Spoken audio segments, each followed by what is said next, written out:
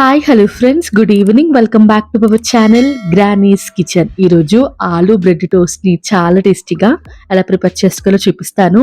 ఒక్కసారి evening time స్నాక్గా మీ పిల్లలకు చేసి పెట్టండి, చాలా బాగా ఎంజాయ్ చేస్తారు.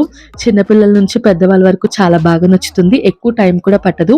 డెఫినెట్గా ట్రై చేయండి. వీడియోలోకి వెళ్లే ముందు బ్రెడ్లో హెల్త్ బెనిఫిట్స్ ఏంటో చూసేయండి. ముందుగా నేను 1/2 kg బంగాళదుంపలు ఉడికించుకుని పొట్టు తీసుకుని పక్కన పెట్టుకున్నాను. ఇప్పుడు సన్నగా కట్ చేసి పెట్టుకున్న ఉల్లిపాయ, టమాటో, పచ్చిమిర్చి, కొత్తిమీర యాడ్ చేసుకోండి.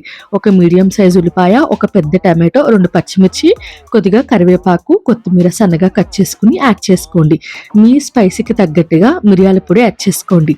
నేనైతే 1/2 టీ స్పూన్ మిరియాల పొడి, 1/2 piece lemon juice, 1/4 teaspoon ఉప్పు యాడ్ చేసుకుంటున్నాను. మిరియాల పొడి ప్లేస్లో మీరు కారాన్ని కూడా యాడ్ చేసుకోవచ్చు. ఇవన్నీ యాడ్ చేసుకున్న తర్వాత బంగాళదుంపని మెత్తగా స్మాష్ చేసేసుకోవాలి. మీకు ఇష్టమైతే కొద్దిగా అల్లం వెల్లుల్లి పేస్ట్ కూడా యాడ్ చేసుకోవచ్చు. నేనైతే అల్లం వెల్లుల్లి పేస్ట్ యాడ్ చేసుకోవట్లేదు. వీడియోలో చూపిస్తున్న విధంగా బాగా స్మాష్ చేసుకుని పక్కన పెట్టేసుకోండి. ఇప్పుడు నేను 5 బ్రెడ్ తీసుకుంటున్నాను.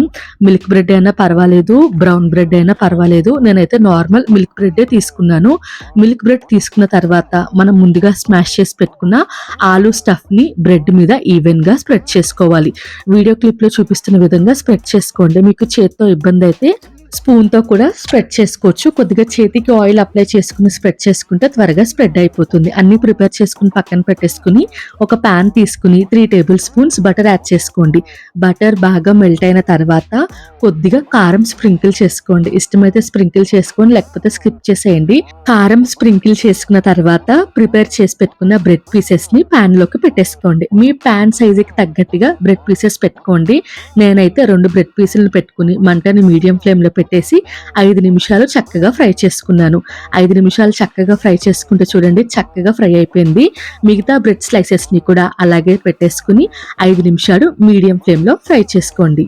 ఫ్రై చేసుకున్నవన్నీ ప్లేట్లోకి తీసేసుకుని మీకు ఇష్టమైతే చాట్ మసాలాను స్ప్రింకిల్ చేసుకోండి. టేస్ట్ మాత్రం చాలా బాగుంటుంది. ఇష్టం లేకపోతే స్కిప్ చేసేయండి.